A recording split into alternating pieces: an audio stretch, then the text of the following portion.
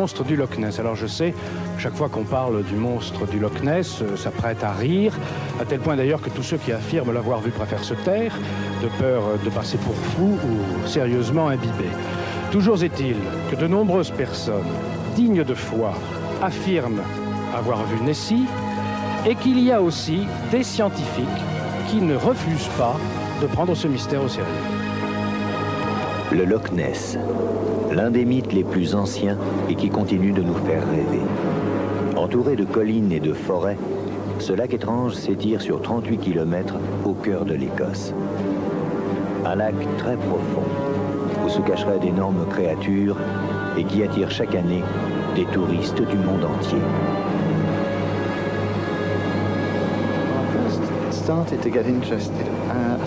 Je m'y suis intéressé dès mon enfance. J'aimais l'idée du monstre du Loch Ness, et quand j'ai vu des photos sous-marines en 1975, j'ai acheté un livre et je me suis documenté. Je pensais que c'était soit la plus énorme farce de l'histoire humaine, soit la plus grande des merveilles. Et puis, j'ai étudié pendant des années et je suis allé visiter le Loch Ness en 1979.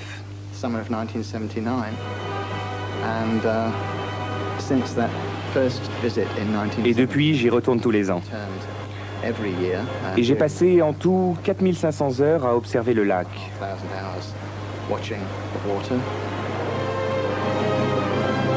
Lors d'une de ses excursions au château d'Urquhart, Alistair Boyd va faire une découverte troublante. Il aperçoit au bord de l'eau un saumon déchiqueté. Quel animal dans le loch aurait des mâchoires assez puissantes pour faire des morsures d'une telle dimension?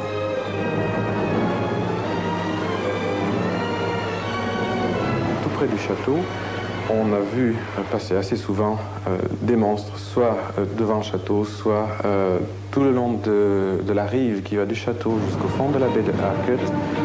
Dans ces environs, il y a peut-être des grottes immergées, bien sûr, peut-être simplement des recoins, on ne sait pas trop, où pourraient vivre une famille ou deux familles de monstres, ou peut-être des monstres isolés. J'ai écrit plusieurs articles et je compte écrire un livre. Pour l'instant, ce ne sont que des notes. Mon intérêt principal, c'est de rencontrer des témoins oculaires. Car en étudiant la question, on s'aperçoit que les photographies sont souvent truquées. Par contre, en comparant les récits des témoins, on approche plus de la vérité. Un jour, Alistair a rendez-vous avec deux témoins qui ont vu le monstre de très près, Ian Dunn et Billy Kennedy.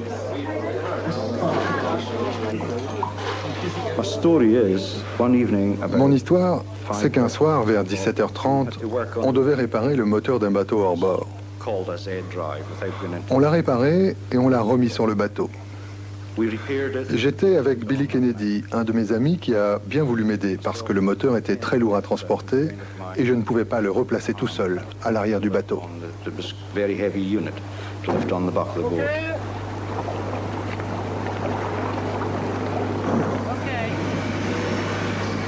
Ian et Billy vont maintenant mettre le bateau à l'eau. Ils s'engagent sur le loch.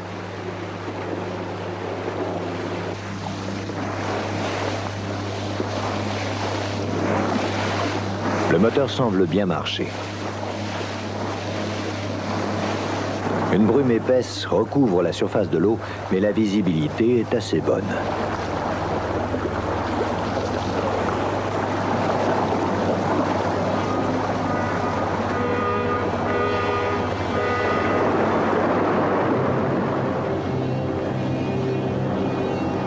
Qu'ont-ils vu?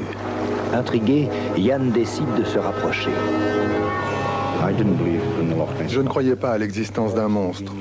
Je suis de la région et j'ai remarqué qu'au début de la saison touristique, chaque année comme par hasard, il y a des témoins qui voient le monstre. Moi, je pensais que c'était pour attirer les touristes Et puis, je ne connaissais personne d'ici qui ait vraiment vu le monstre. Alors je n'y croyais pas.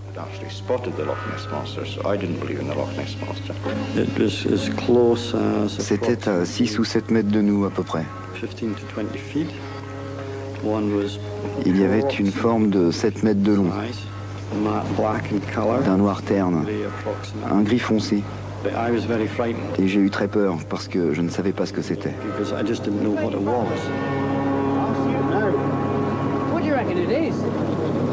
Certaines expéditions ont photographié une nageoire qui est possible et une tête qui est, ma foi, une tête de gargouille extraordinaire, avec ce qui est intéressant, les deux petites cornes. À mon avis, ça pourrait être des tubes respiratoires.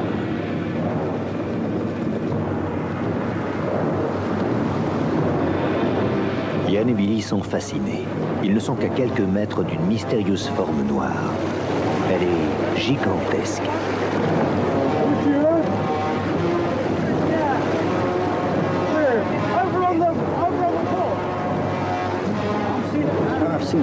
J'ai vu des documentaires à la télévision sur les baleines et les dauphins, mais là, c'était très différent. Ce n'était pas non plus un tronc d'arbre qui flottait. Je fais beaucoup de pêche et j'en ai vu des troncs d'arbres, et cette chose, je ne sais vraiment pas ce que c'était.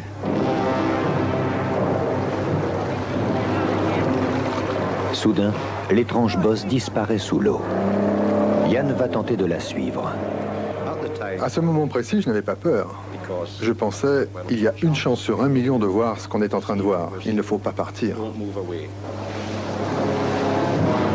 Yann et Billy aimeraient tant revoir cette créature étrange.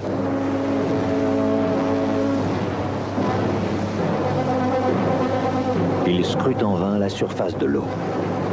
Mais non, ils ne voient plus rien. La créature a disparu dans les fonds du loch. Plus aucune trace. Ils sont déçus. Ont-ils rêvé? Billy décide d'aller à l'avant du bateau.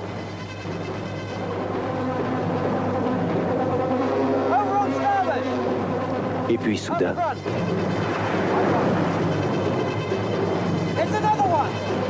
deux énormes bosses noires viennent de surgir juste devant le bateau. C'est alors que Yann aperçoit derrière eux une troisième bosse encore plus énorme. Le bateau semble cerné. Ces créatures pourraient facilement les faire chavirer. Billy cède à la panique et va chercher un gilet de sauvetage. C'est la peur de l'inconnu, de quelque chose qu'on n'a jamais vu auparavant. Je ne sais pas décrire ce genre de peur. On a peur parce qu'on a tellement entendu parler du monstre du Loch Ness. Il y a tellement de témoins qui l'ont décrit. Et puis moi en plus, je n'y croyais absolument pas. Et là, j'étais effrayé par cette chose que je ne connaissais pas. Je n'avais jamais rien vu de pareil. Soudain, une des créatures fonce droit sur le bateau.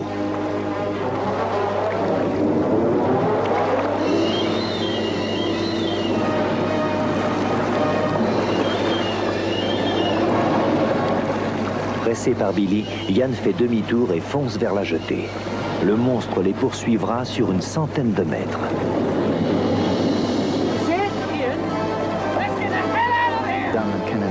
Le témoignage de Yann Dunn et de Billy Kennedy, c'est l'exception qui confirme la règle. Je leur ai parlé, et je suis sûr que ce qu'ils disent est vrai. Ils ont vu les créatures de près, au contraire des autres témoignages où les gens sont sortis de leur voiture et ont aperçu une forme qui plongeait sous l'eau et disparaissait. Poursuivant son enquête, Alistair Boyd a entendu parler d'un autre témoignage qui l'intéresse. Un moine de l'abbaye de Fort Augustus, situé au bout du loch, aurait vu le monstre. C'était en 1972, par une très belle matinée d'octobre. Je ne pensais pas du tout au monstre à ce moment-là.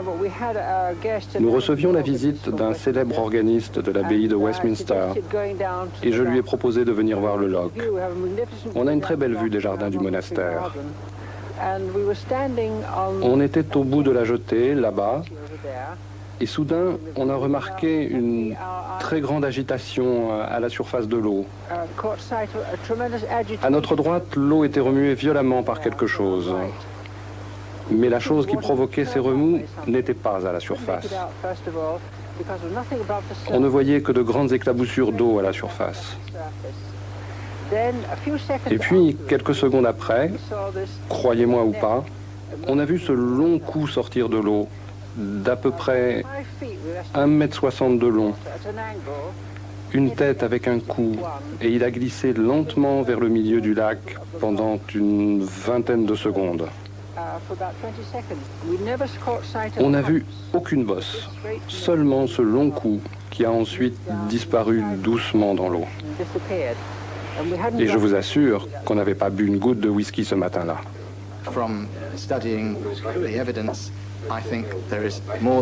Après avoir étudié les récits des témoins, je pense qu'il n'y a pas qu'un seul animal étrange dans le loch.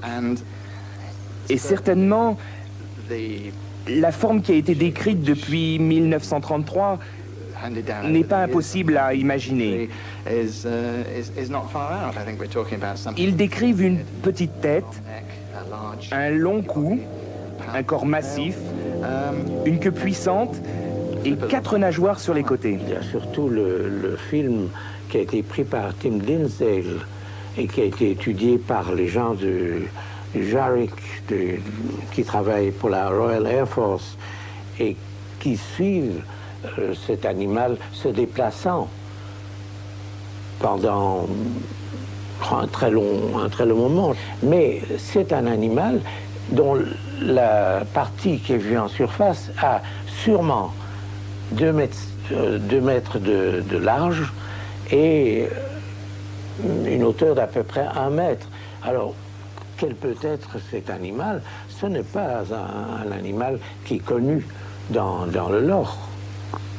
The furore of the 30s accompanied many hoaxed sequences of film and faked photographs. Depuis les années 30, les témoignages se sont multipliés. Amateurs et professionnels armés de caméras ont parfois saisi des images surprenantes. Certaines sont truquées, mais d'autres semblent authentiques. Apportent-elles enfin la preuve que des créatures d'une espèce inconnue évoluent dans les eaux sombres du loch? Pour les uns, il s'agit simplement d'ondes qu'auraient émises des monstres il y a des millions d'années, des ondes qui auraient été emmagasinées dans la roche, que la roche restituerait maintenant petit à petit. Pour d'autres personnes, il s'agit de manifestations sataniques. Vous savez que le lac a été exorcisé. Pour d'autres personnes, il s'agit de loutres ou de volatiles. Et pour d'autres personnes, bien sûr, il s'agit d'animaux que l'on ne connaît pas encore, qui auraient certainement des origines dites préhistoriques. Depuis 50 ans, les scientifiques ont mené toutes sortes d'expéditions pour essayer de résoudre le mystère du Loch Ness.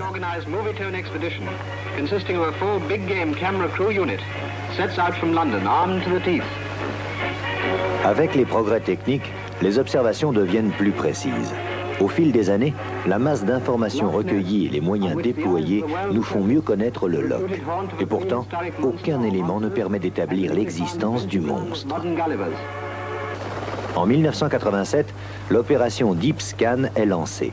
20 bateaux équipés des sonars les plus sophistiqués vont balayer toute l'étendue du loch. Mais les résultats n'apporteront aucune preuve concrète. Dernier en date, le projet Urquhart, commencé en juillet 92, organisé par les plus grands scientifiques britanniques et doté d'un budget de 30 millions de francs. Ces résultats seront publiés en 1995, mais quelques informations ont été révélées.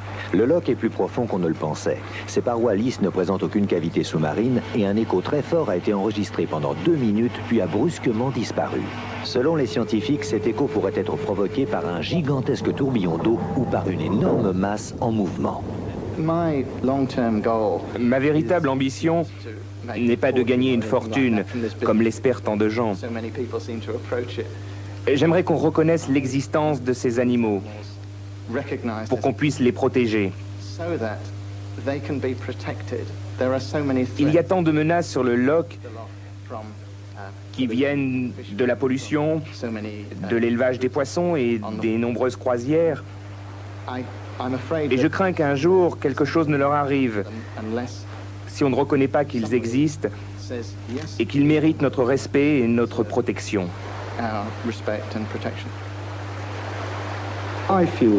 Je me sens honoré d'avoir vu le monstre du Loch Ness.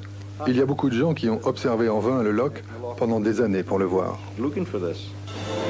Ian garde un souvenir ému de ce qu'il a vu ce jour-là. Mais son ami Billy, lui, se rappelle surtout sa peur.